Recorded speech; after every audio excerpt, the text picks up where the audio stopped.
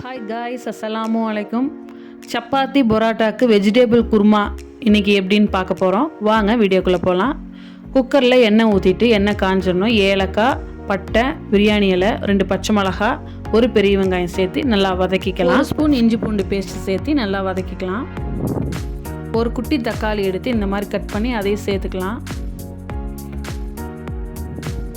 நல்லா வதங்கணுன்னு ஒரு உருளைக்கிழங்கு எடுத்து சேர்த்துட்டு நம்ம 4 மணி நேரம் ஊற வச்ச பச்சை பட்டாணியை சேர்த்து நல்லா வதக்கி விட்டு தேங்காய், முந்திரி, சோம்பு, ஒரு பட்டை இதை நல்லா பேஸ்ட்டாக அரைச்சி எடுத்துக்கலாம். மஞ்சத்தூள் சேர்த்து நல்லா வதக்கி விட்டுட்டு தேவையான அளவு உப்பு போட்டுட்டு நம்ம அரைச்சி வச்சுருக்க பேஸ்ட்டை இதில் சேர்த்துடலாம்.